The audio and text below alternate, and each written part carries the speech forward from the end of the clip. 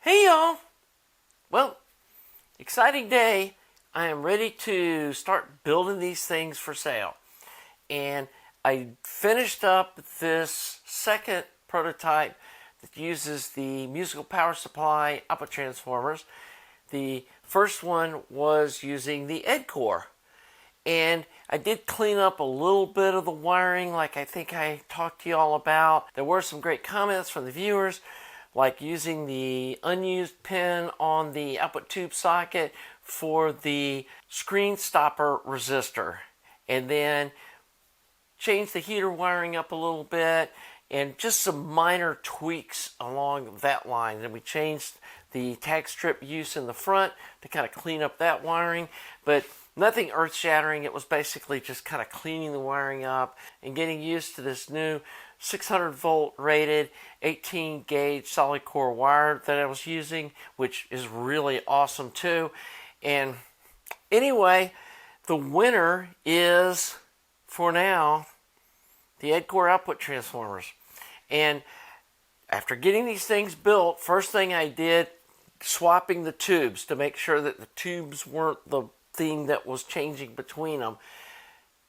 I listened to multiple different genres of music, used some of my really good test kind of records and stuff that have everything from really strong bass to what could be fatiguing, shrill kind of voice singing and all that kind of stuff, listening for top end sparkle from cymbals and different things that I listen for. And this sounded nice, but there was just something about these EDC Cors that just sound a little more musical with this circuit. Now, I'm not sure in the future that we might do some tweaking with these musical power supply transformers and get them to exceed what I'm getting out of this. But at some point, I have to just say, this sounds really good, and this is what we're going to build. And again, if you're one of the early adopters and you buy one of these with the EDC Cor output transformers, and later I find that these are, a skosh better, that just is part of the development of anything like this. And if you look back through Deckware's history, they made minor changes throughout the history, and I'm sure the newest ones they're making now are an improvement over what they started with, and I would hope any company does that. So I just want to set that straight, that this is a really, really good sounding amp. It definitely is a step up from even my 6SQ7 EL34. This 5751 input tube is awesome. And that was, again, a viewer was asking about that. I had no idea this was even a drop-in tube. Now, I will say I swapped in about 10 different 12AX7 variants. And in this amp, the 5751 is like head and shoulders better sounding. So if you were hoping to be getting an amp because you got a pile of 12AX7 tubes at home, this might not be the one to buy. I will say there is a lot of room for swapping output tubes. I tried KT77s, which also sounded great, but kind of brought the mid-range forward, or the soundstage vocals kind of, more out, where the EL34Ls are a little more laid back. The 6CA7 tubes I tried were kind of in between the two, and so definitely some tube rolling with the output tubes, but at least with this version, I'd stick with this 5751. The only caveat would be if you have some really efficient speakers, you might want to try a 12AX7 to bring in some harmonic distortion at lower power levels. I'm going to be selling this with a Sovtek 5AR4, found them to be super reliable, a couple of JJ EL34Ls, and a JJ 5751 driver tube. The base model comes with no volume control, because I know a lot of you said, hey, I don't want that, you were concerned about the volume control, potentiometer, being a problem. So I'm going to sell the base version. It's got no volume control, but you can put the RCA jacks wherever you want them. If you want them, in the side back here, if you want them in the side in the front, if you want them in the top, if you want them in the back, I don't care where you want to put them. I can put them wherever you want. And the other thing, when you purchase one of these, you're going to be sending me an email, and I'll put the email in the link below, saying, hey, I'm interested in this, and give me your phone number. And I would like to have like a short phone consult to make sure that this is going to work for your speakers and your space. I don't want anybody to be disappointed. And if I don't think this is a good fit for you, maybe talk about some other variant of this kind of thing, like maybe a KT88 version of this would work better for you, and that sort of thing. And that may, be longer in the future, but I just want to make sure that this is a good fit for your use.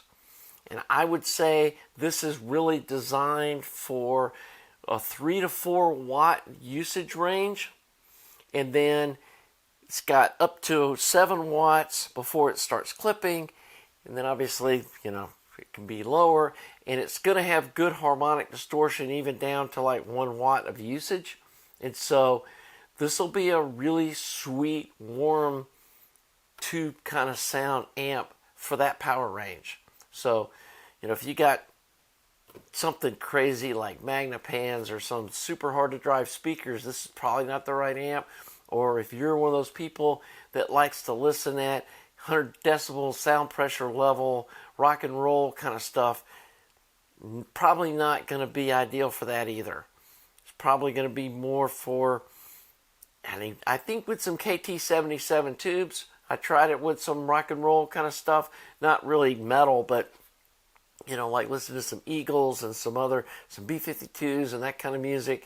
The KT77s kind of spunked it up.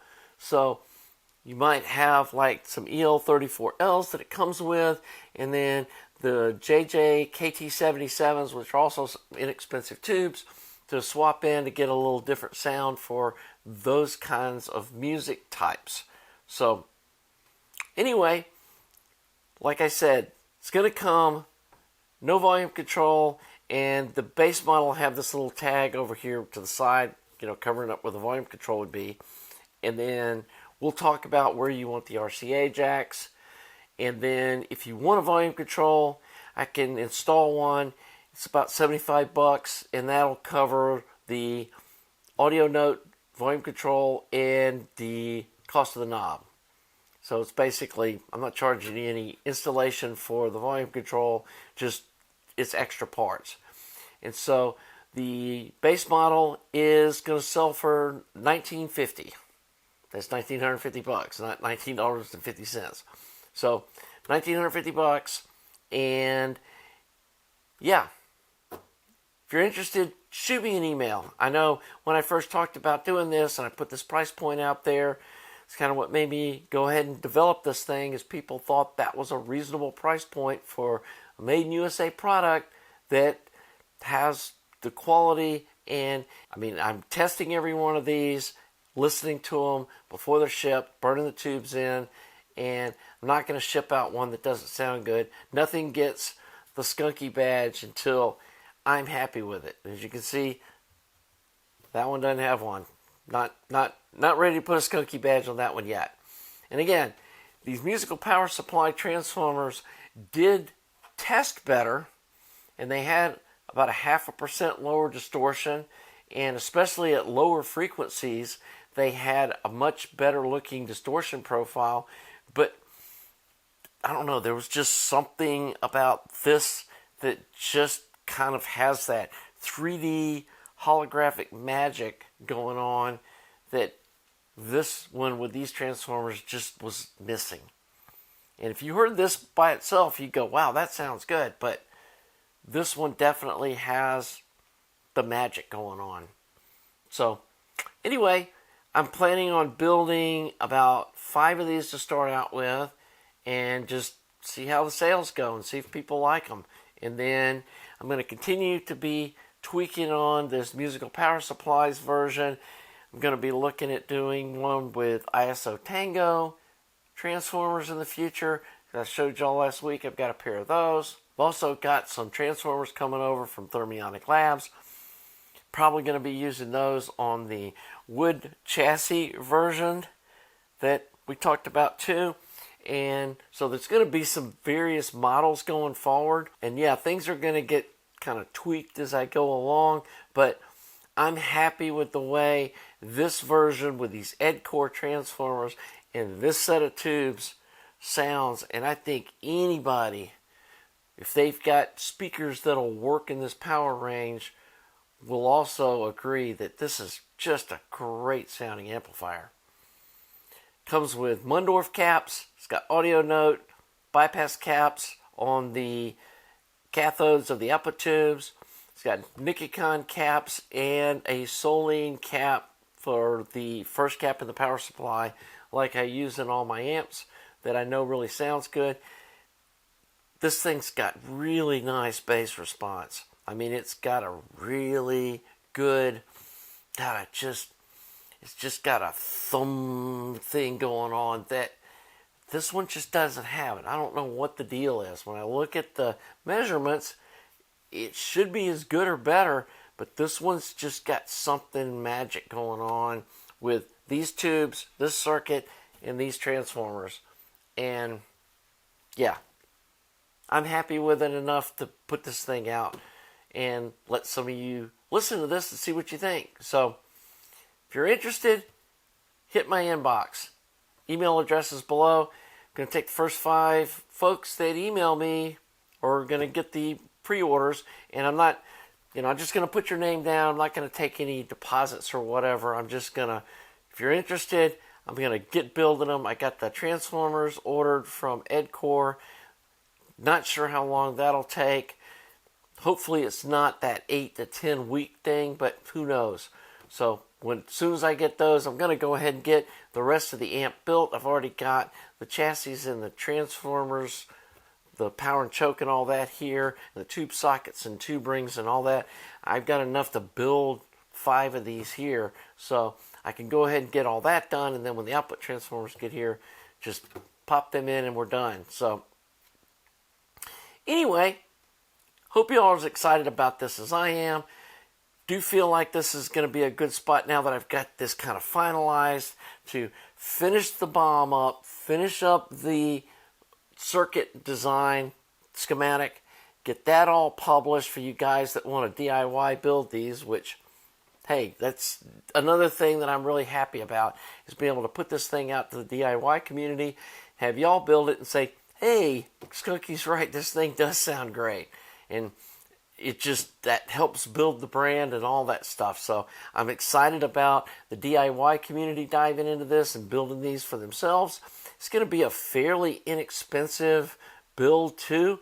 You could probably build this thing for under $1,000 in parts. And so, yeah, I'm doing these pre-built for you folks that just don't have the time or the skills or whatever to do something like this, but you want a really nice sounding Made in USA tube amp. So anyway, I'm getting to the point now where I'm just rambling. Again, shoot me an email if you're interested. I hope I can sell this batch of these, and if I can, then we'll be doing more builds, more cool amps for sale. And while I'm waiting for those EDC Cor transformers, I'm going to do about 4 of those color preamp builds. I'll kind of show you going through that. I've done a really detailed build of that color preamp, so I'm not going to get into doing another one, that detailed, but I'll show you these new ones that I'm building and like how I'm doing that. We are going to do a very detailed step-by-step build series on this amp, and I'll probably be doing that as I'm getting these things prepped, waiting for the output transformers to come, and then we'll do them as the last thing. So anyway, I'm really excited about this, and I hope you are too. I love sharing my passion for tube audio with you guys, and I really appreciate all you folks watching my channel, subscribing, commenting, all that stuff. It just really means a lot to me.